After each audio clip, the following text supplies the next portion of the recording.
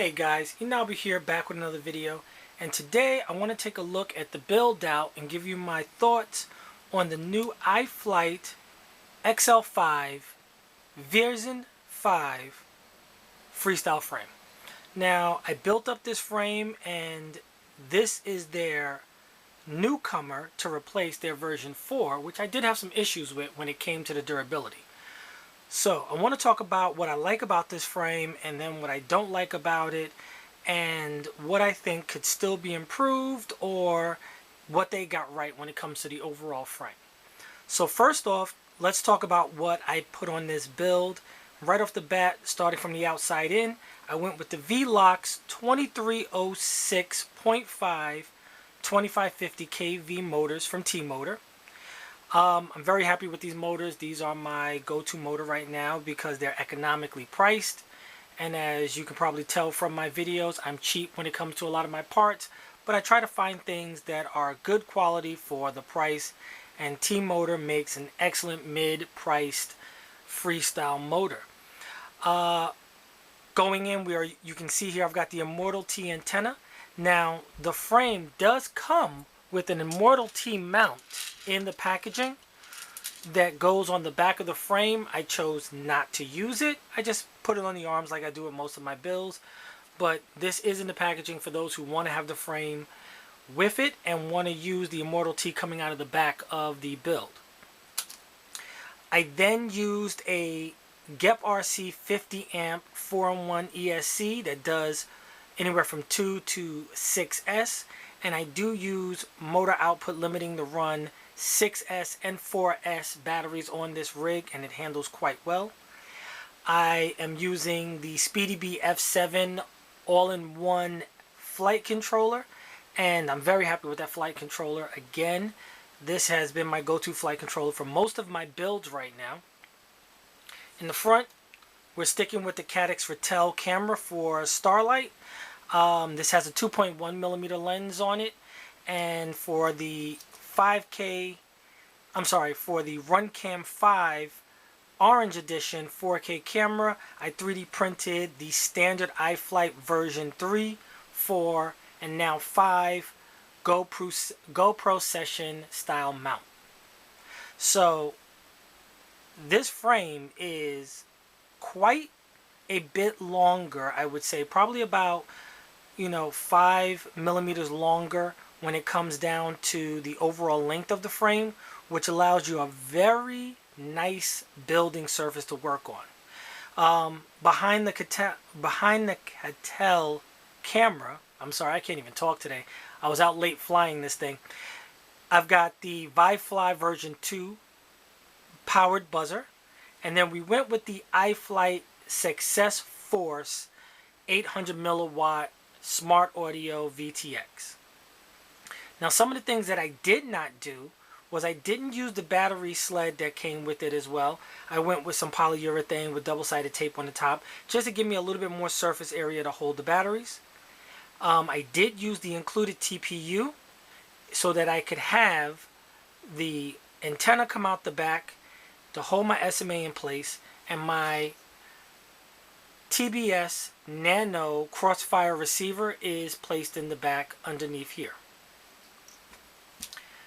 The frame held up quite well. Okay, I had a couple of hard crashes, including that on the top of a steel roof, and the rig bounced off and landed on the concrete. All I did was break up some props. Fortunately, I didn't break out a motor or anything. The included skids did quite well on concrete. However, I probably, if moving forward, I'll use these 3D printed skids that I like, which are much more durable. They're a little thicker, and they give me a little bit more ground clearance when I'm landing on concrete. I also am very happy with the hardware that comes with it. The screws were quite long. There was a good variety of screws, a lot here that I haven't even used as of yet, as you can tell. And that's probably because you can definitely go with either a 20x20 mounting solution or the 30x30. And you can see here they both look like they'll fit in quite well. Overall, very happy with the durability of the frame. I'm very glad that they changed this bottom plate and made it so much thicker. 3mm definitely is the way to go when it comes to a freestyle frame, because you are going to be bashing into metal, concrete, you name it. So overall, I'm very happy with the build, very happy with the durability on the frame. I crashed into concrete. In fact, I crashed in an area that I had hit with the version 4, and on the first fall with the version 4, I broke the bottom plate and an arm. This rig had several crashes in the same area, and there was no structural damage taken. Now, one thing I do not like about the frame, which is very little, but the only thing I don't like about the frame is it is a little bit heavier. My all-up weight with a 4S battery is 690.8 grams, which is a little heavy.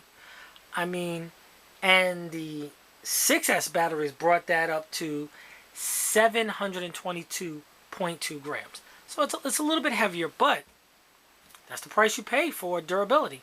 I mean, at that point, it's really a small gripe, but still, what can you say? You've got the durability you're looking for, and the price is there. You can find these ranging from $53 to $56 on various sites. I know Pyro Drones has them in stock, Race Day Quads, even Amazon now has them in stock. So that is a great thing. The look of the frame is excellent. It is sleek looking. I mean, the build came out very nice, if I do say so myself. I like the accents of yellow on the TPU. That neon looks good. But yeah, definitely a great looking frame. So I'm quite happy, and I'm going to keep flying this. Let me know if you guys have any questions, comments. Please put them below. Again, this is the iFlight XL5 version 5 frame. One other thing I want to note is that in the listings, it says this frame can take 5.1 props. So 5-inch, 0.1-inch props.